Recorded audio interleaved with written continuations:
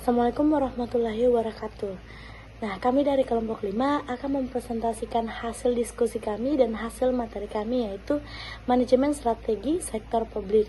Nah, teman-teman, sebelum kita masuk dari materi tersebut, sebaiknya kita perkenalan dulu. Nah, di sini ada anggota kami atau tim kami, yaitu Riza Febriani dengan nomor stambuk 2020-30051. Selanjutnya ada Nadia Gracela dengan nomor stambuk 2020-30145. Dan selanjutnya ada Galang Aditya dengan nomor stambuk 2020-30014. Dan yang keempat ada Nur Arifa dengan nomor stambuk 2020-30119. Dan yang terakhir ada atas nama Indasari dengan nomor stambuk 2020-30090. Nah, teman-teman, sebelum kita masuk pada inti dari materi tersebut, sebaiknya kita harus mengetahui poin-poin apa sih yang akan dibahas dalam presentasi kali ini. Nah, ada 12 poin nih yang akan dibahas. Yang pertama, memperkuat manajemen strategi. Yang kedua, tindakan integrasi manajemen strategi. Yang ketiga, konteks manajemen strategi dalam sektor publik. Yang keempat, pentingnya manajemen strategi bagi sektor publik. Yang kelima, tujuan dari manajemen strategi untuk sektor publik. Yang keenam, model manajemen strategi. Yang ketujuh, mencapai penerapan manajemen strategi yang baik. Yang kedelapan, peran kepemimpinan dalam penerapan manajemen strategi. Yang kesembilan, kendala manajemen strategi. Yang ke-10, kendala manajemen strategi untuk sektor publik. Yang 11, fungsi manajemen strategi bersifat kompetensi. Dan yang terakhir nih teman-teman, poin ke-12 yaitu manfaat manajemen strategi yang dapat diperoleh. Nah, pada pembahasan pertama yaitu memperkuat manajemen strategi. Nah, memperkuat manajemen strategi, seorang Poster dan Estrait mengemukakan bahwa manajemen strategi berhubungan dengan bagaimana memperkuat viabilitas dan efektivitas organisasi sektor publik, baik dari segi kebijakan substantif dan kapasitas pengelolaan jangka panjang. Manajemen strategi ini mengintegrasikan semua proses manajemen lain untuk menyediakan pendekatan yang sistematis, koheren, dan efektif untuk pembangunan, mencapai atau memantau dan memperbarui tujuan strategi sebuah instansi. Nah, pada slide selanjutnya atau poin kedua yaitu tindakan integrasi manajemen strategi. Nah, pada tindakan ini, Poster dan Estrait 1999 mengemukakan tiga hal. Yang pertama yaitu memusatkan perhatian di seluruh divisi fungsional dan seluruh berbagai tindakan organisasi pada tujuan bersama, tema dan masalah. Yang kedua, proses manajemen internal mengikat dan pembuatan program untuk hasil yang diinginkan di lingkungan eksternal. Dan yang ketiga, menghubungkan operasional, taktis, pengambilan keputusan untuk tujuan jangka panjang yang strategi. Yang ketiga ada materi konteks manajemen dan strategi dalam sektor publik. Menurut Ring dan Perry, tahun 1985, konteks manajemen ini terbagi menjadi 5. Yang pertama ada policy ambiguity, yaitu struktur organisasi sektor publik yang kompleksnya menyebabkan ketidakjelasan arah strategi. Yang kedua ada the opens of a government, yang medianya memiliki peranan besar dalam mengekspos pengambilan keputusan dan penerapannya dalam pemerintah. Yang ketiga ada attentive public, yang pemerintahnya dipengaruhi oleh banyak kelompok kepentingan yang mempunyai agenda-agenda tertentu. Yang keempat ada the time problem, yaitu masa jabatan dan peraturan yang memberikan batasan waktu menjadi perhatian dan manajemen strategis. Yang kelima ada shaky qualities, yaitu aliansi politis saat perencanaan dan pelaksanaan belum tentu sama dengan komposisinya. Yang keempat ada materi pentingnya manajemen strategik bagi sektor publik. Menurut Joyce tahun 1999, mengapa sektor publik ini membutuhkan manajemen strategis dalam melaksanakan kegiatannya? Karena sebagai suatu organisasi yang ingin mencapai suatu tujuan, organisasi sektor publik memerlukan rencana strategis untuk mencapai tujuan tersebut, yang dirinci dalam program-program dan kegiatan-kegiatan yang dapat bersaing atau bersinergi untuk mewujudkan tujuan tersebut. Yang kelima, ada tujuan manajemen strategi untuk sektor publik. Menurut Joyce tahun 1999, tujuan ini ada 5. Yang pertama, melaksanakan dan mengevaluasi strategi yang dipilih secara efektif dan efisien. Yang kedua, ada mengevaluasi kinerja, meninjau dan mengkaji ulang situasi serta melakukan berbagai penyesuaian dan koreksi jika terdapat penyimpangan di dalam pelaksanaan strategi. Yang ketiga, ada senantiasa memperbarui strategi yang dirumuskan agar sesuai dengan perkembangan lingkungan eksternal. Yang keempat, ada senantiasa meninjau kembali kekuatan, kelemahan, peluang, dan ancaman bisnis yang ada. Yang terakhir, ada senantiasa melakukan inovasi atas produk agar selalu sesuai dengan selera konsumen.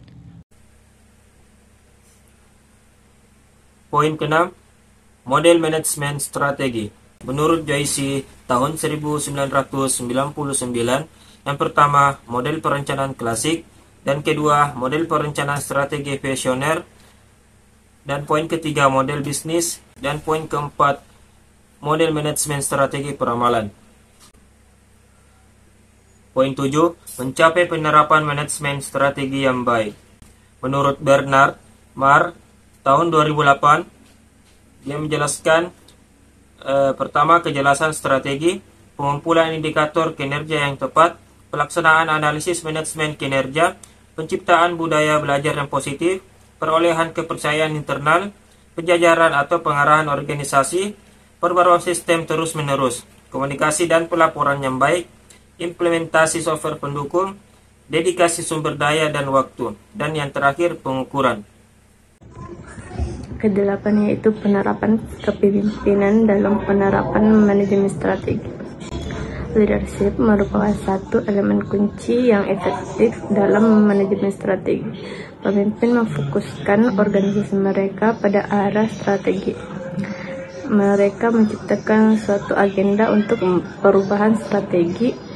Pemimpin organisasi menjaga kemajuan organisasi menuju visi strategi, terlebih di sektor publik, di mana pemimpin atau presiden sangat mengambil peran penting agar mencapai hasil-hasil yang diharapkan. Maka pemimpin dan karyawan harus melakukan komite terhadap perencanaan strategi yang telah dibuat dan memberikan perhatian penuh pada implementasi dari saran-saran dan tujuan-tujuan. Nomor 9 yaitu kendala manajemen strategi. Menurut Siagian 2004 ada 5, yaitu 1. Karena adanya perbedaan mendasar dalam undang-undang dasarnya, di mana sektor publik menggunakan konstitusi negara tersebut, sedangkan sektor publik sangat fleksibel dengan anggaran dasar, anggaran rumah tangga perusahaan tersebut. Yang kedua yaitu karena organisasi publik merupakan perpanjangan tangan dari konstitusi parlemen yang mengusung aspirasi rakyat, maka organisasi publik lebih terbuka untuk lingkungan internal dibandingkan swasta. Yang ketiga yaitu adanya budaya yang sangat melekat dan menjadi karakteristik umum organisasi publik, yaitu birokrasi. Yang keempat yaitu proses pengukuran kinerja, di mana instansi pemerintah lebih sulit apabila dibandingkan dengan pengukuran kinerja pada sektor swasta. Nomor 5 yaitu keterbatasan informasi, bahkan asimetri informasi juga menjadi kendala bagi organisasi untuk dapat menghasilkan pengambilan keputusan yang berkualitas. Bagian 10, kendala manajemen strategi sektor publik. Ada 5 kendala. 1. Ada perbedaan yang mendasar dalam undang-undang, di mana sektor publik mempergunakan konstitusi dari negara. Yang kedua, karena merupakan perpanjangan tangan pemerintahan, maka organisasi publik bersifat lebih terbuka kepada lingkungan eksternal dibandingkan dengan swasta. Yang ketiga, prosedur pemerintahan yang seringkali rumit, kaku, dan berjenjang sehingga membutuhkan waktu yang lama dalam menyelesaikan suatu masalah. Yang keempat, proses pengukuran kinerja pada instansi pemerintahan lebih sulit dibanding sektor swasta. 5. keterbatasan akan informasi menjadi kendala dalam menghasilkan keputusan yang tepat. Bagian 11, fungsi manajemen strategi bersifat kompetensi.